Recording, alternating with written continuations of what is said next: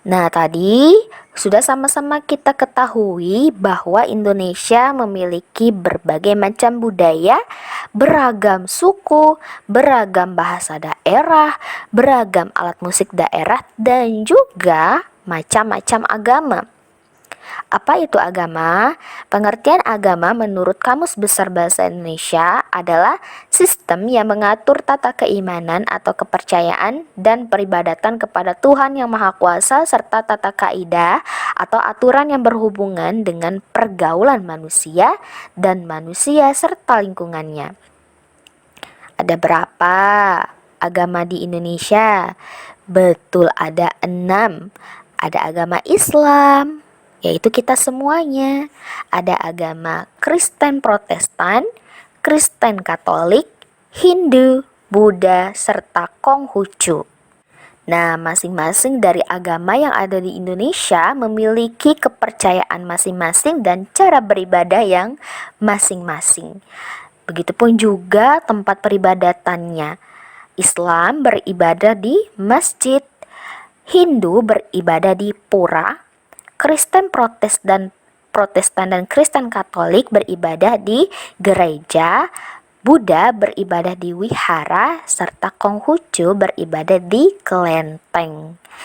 Nah, meskipun kita beragam macam agama, tetapi kita harus tetap bersatu sesuai apa? Sesuai semboyan Indonesia, yaitu Bhinneka Tunggal Ika.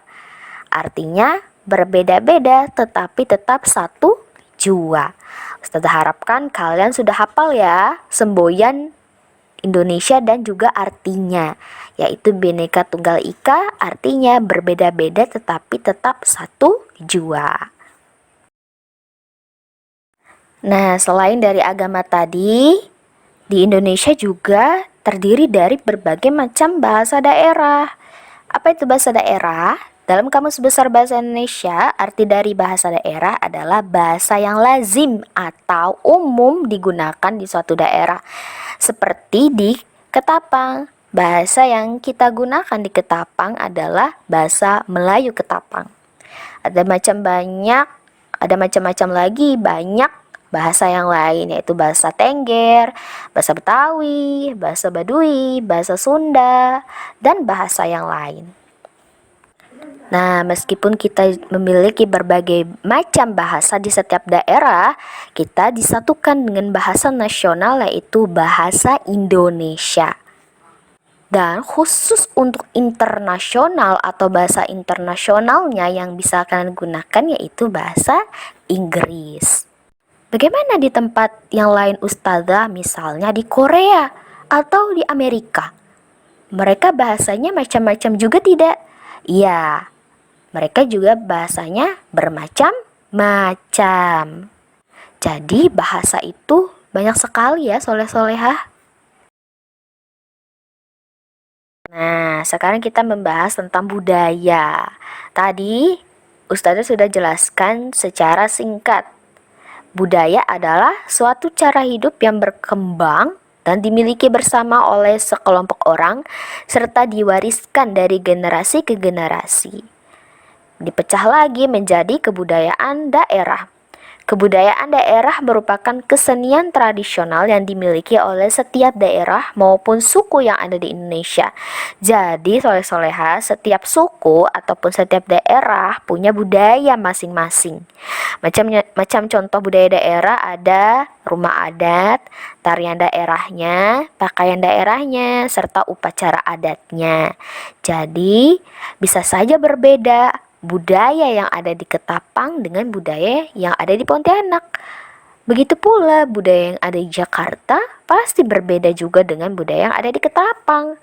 Setiap daerah memiliki budaya masing-masing, rumah adat masing-masing, tarian daerah masing-masing, pakaian daerah masing-masing, dan upacara adat masing-masing.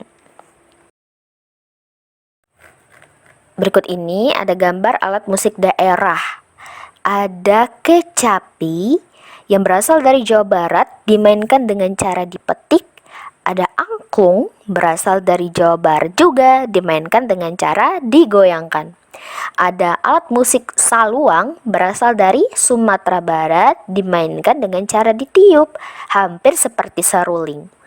Ada kendang, berasal dari Jawa Barat lagi, dan tifa berasal dari Papua. Kendang dan tifa sama-sama dimainkan dengan cara dipukul. Ayo, alat musik daerah apa saja yang kalian tahu? Kalau Ustazah taunya kecapi dan juga angklung. Soalnya Ustazah pernah lihat di sekolahan Ustazah dulu. Kalau kalian pernah lihat alat musik daerah apa? Setiap alat musik yang pernah kita dengarkan tentunya memiliki bunyi. Segala macam bentuk bunyi berasal dari benda yang bergetar. Getaran dari suatu benda akan mengakibatkan udara di sekitarnya bergetar. Getaran tersebut menimbulkan gelombang bunyi di udara.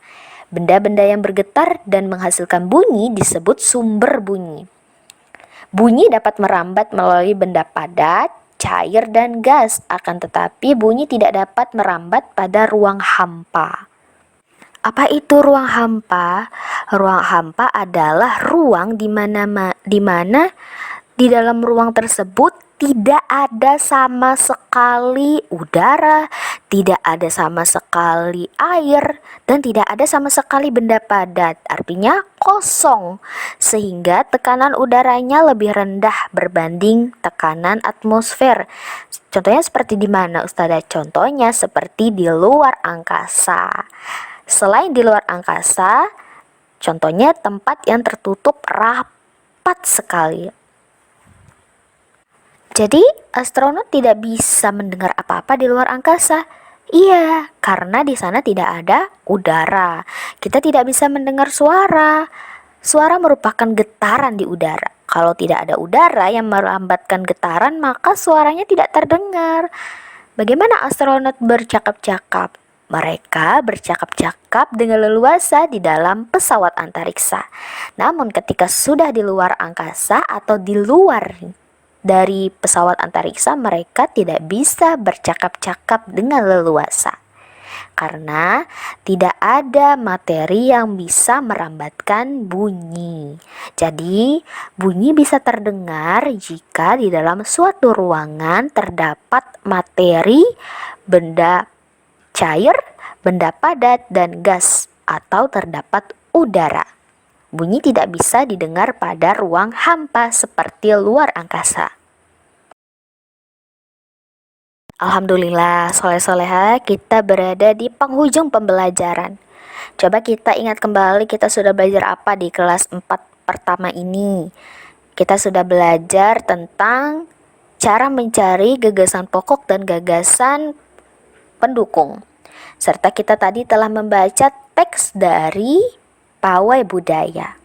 Serta kita belajar tentang budaya, tentang pengertian agama, dan pengertian bahasa daerah. Dan kita belajar juga tentang alat-alat musik daerah. Serta kita belajar tentang pengertian bunyi. Nah, sampai jumpa lagi di pembelajaran selanjutnya, soleh dan soleha. Tetap semangat. Jika ada tugas dari Ustazah atau ada pertanyaan, silahkan menghubungi Ustazah.